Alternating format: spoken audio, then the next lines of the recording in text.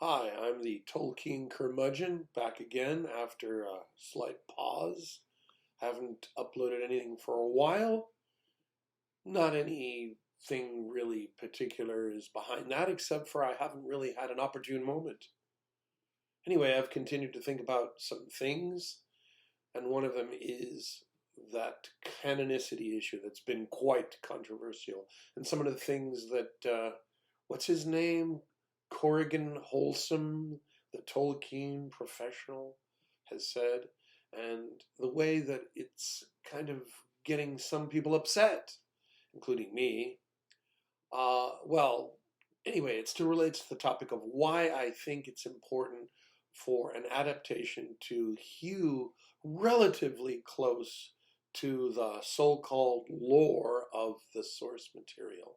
Um, as I've said before, just because they've bought the rights doesn't give them the right to do anything they like with it. However, some people who have been saying that there's no such thing really as canon in Tolkien seem to think that that's an excuse for doing anything you like.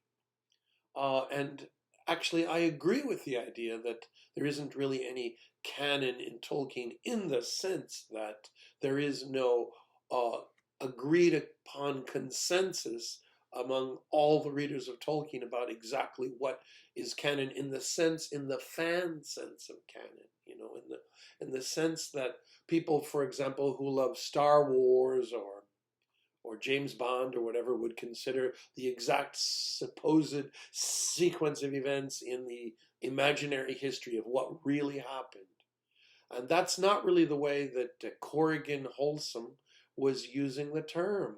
So he didn't really address the issue. And in fact, he was kind of laughing at people who he claimed were saying that Tolkien, that he was saying, who he claimed that people said that he was claiming that Tolkien didn't write anything, which is ridiculous. Nobody's claiming that he said that, right? I mean, who would say such a thing? And of course, he was laughing about it. But still, nobody would say that, right? I think the problem comes from the idea that when he said this about canonicity, it was for the specific purpose of justifying the stranger being Gandalf instead of a blue wizard. And it's kind of funny because Corrigan Wholesome himself was on the blue wizard bandwagon. He clearly preferred it and said he wanted it to be Gandalf, not to be Gandalf, but he said he'd accept it, and he did, and without hardly a peep. So, but this is the problem. I mean, yes, it would be crazy what he's saying if what it meant is that, oh, anything goes. So, for example, maybe it was actually Pippin who went to Mount Doom, not Frodo. I mean, and that'd be fine. No, I mean, no, no. I mean, this is what I think anyway, is that what's fun about Tolkien is that there's different levels of things that are established as fact in kind of in the histories and things that you can speculate about. That's what's so much fun. If you read all of the legendarium, you can speculate about it. And then again, one of the crazy things that Corrigan Wholesome said in his video was like making a false dichotomy between people who supposedly are lore mongers who want Amazon to be close to the lore, and saying that those people are the ones who want to restrict canon to just the Lord of the Rings and the Hobbit and a couple things, and that it's the people who read widely in the legendarium, including things like Unfinished Tales and the History of Middle Earth and the Nature of Middle Earth, and it's those people who support Rings of Power. And it's not at all the case. What is the case is that there's both kinds of readers on both sides of the issue. When the Lord of the Rings movies were coming out, I was not a purist. I thought, it's a movie, and an artist who is a director, who is making a movie, has a right to make a movie that is satisfying to him as a director. Yes, of course. But this Amazon show isn't really a broth made by one cook now, is it? It's a whole lot of people. and including maybe just financial concerns in there about what's going to be the kind of lowest common denominator appeal to people who don't know anything about Tolkien or don't really care to, and that, oh, supposedly they want to see Gandalf, oh, they want to see hobbits. And so we got to stick them in there. I was so excited about this show when it was first announced, and when I heard that Christopher Tolkien was going to have some kind of a say on what would be allowed. And then his son took over, and his son was the one who was open to the movies, which was good, but then he supposedly criticized the movies for not changing it enough. How could that be a fault? I mean, except if what they didn't work. And then this is the whole problem. I just can't understand why Corrigan Wholesome doesn't criticize the show as a critic.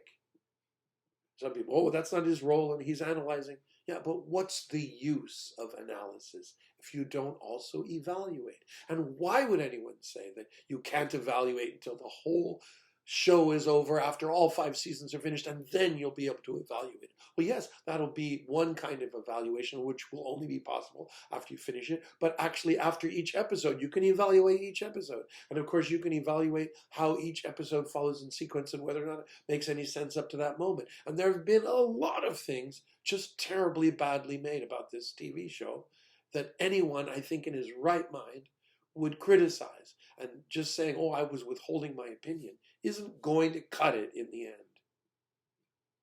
So is the Corrigan misleading students? Because he's a teacher and he has a university.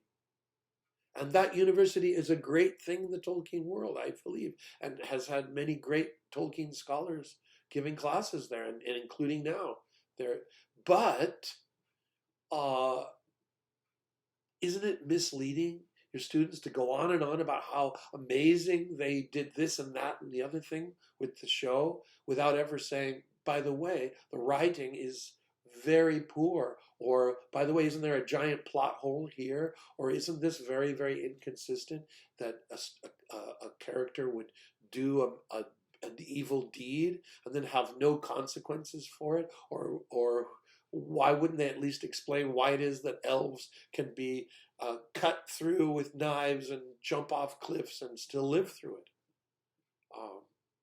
There should be, it just doesn't make sense as a show to the different kinds of audiences that may be watching.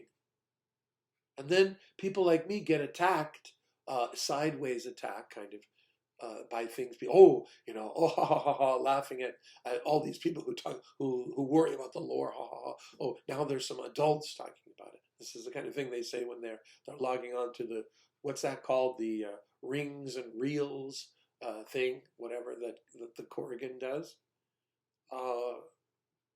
It's very irritating, this whole thing, because he straw manned us. The people, we the people, who, you know, laughing at us and saying, oh, we're not adults. Do I look like a child? No. Pretty old. Well, I'm not ancient, but anyway. I've been around Tolkien, apparently, books longer than the Corrigan has been alive. So, but I'm not a scholar. I may be a teacher, but I don't claim to be a scholar.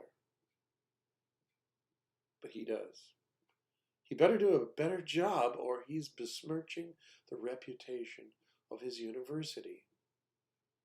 I mean, how is it possible that they have access to the music and the graphics and they can have all these great interviews? How is that possible? And then at the same time, they don't ever criticize, at least strongly. They just question, but they don't criticize directly. Doesn't look like academic integrity to me. And it pains me to say it. Thank you for listening. Bye-bye.